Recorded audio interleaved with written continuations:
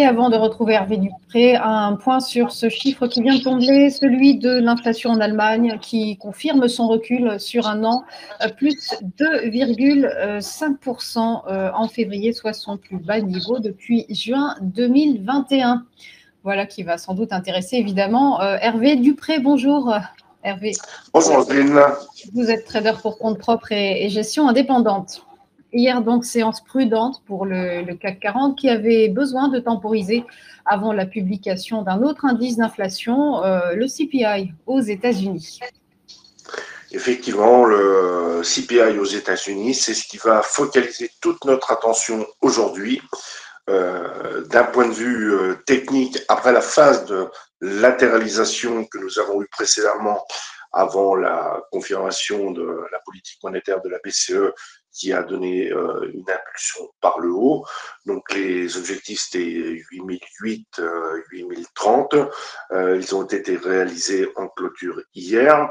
Ce matin, nous allons ouvrir en gap haussier, sans toutefois avoir encore une perspective encore énorme dans l'attente du CPI, comme vous le précisez.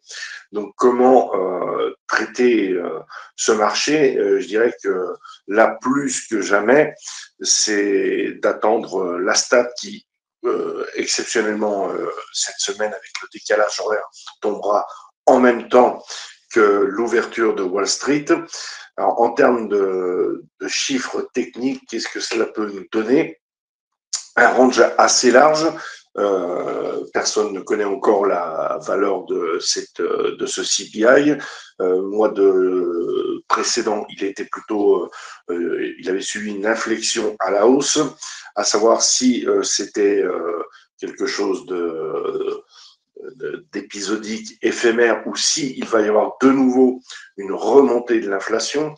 Quoi qu'il en soit, la perspective, cette statistique influe sur la perspective de modification, c'est-à-dire de réduction de la Fed, qui est plutôt reculée jusqu'à présent. Donc, plutôt que d'essayer de deviner quel sera le chiffre, on attendra le chiffre, on verra les réactions marché. Les points qui vont particulièrement m'intéresser aujourd'hui pour le CAC sont évidemment la clôture d'hier, 8019, à la hausse autour de 8130, 8164. Il me semble qu'on aura un obstacle majeur, ce qui nous donne un range plus ou moins important d'environ 130 points avant la stat qui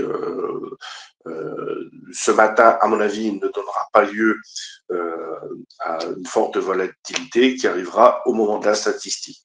Alors, en cas de vraiment grosse surprise par rapport à ce chiffre d'inflation qui serait nettement supérieur au consensus pour reprendre une trajectoire haussière, ça pourrait amener un sentiment de correction. Le premier gros niveau d'alerte, évidemment, se situe sous la précédente phase de latéralisation à 7900.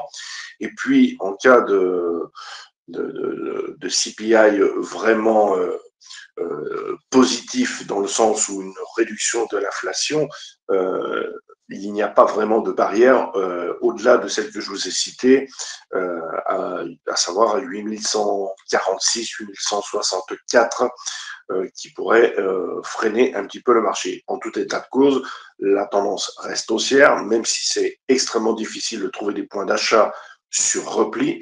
Il n'y a absolument, à l'instant où je vous parle, aucun signal de retournement de marché majeur, même si tôt ou tard cela finira par arriver.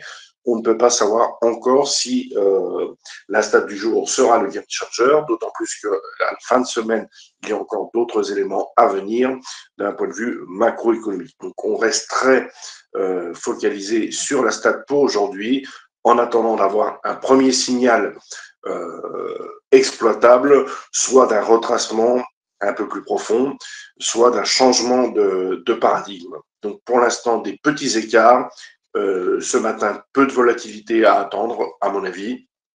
Et on voit à 14h. Voilà. On va attendre donc cette statistique CPI. Merci beaucoup, Hervé Dupré, pour votre analyse. Belle journée à vous.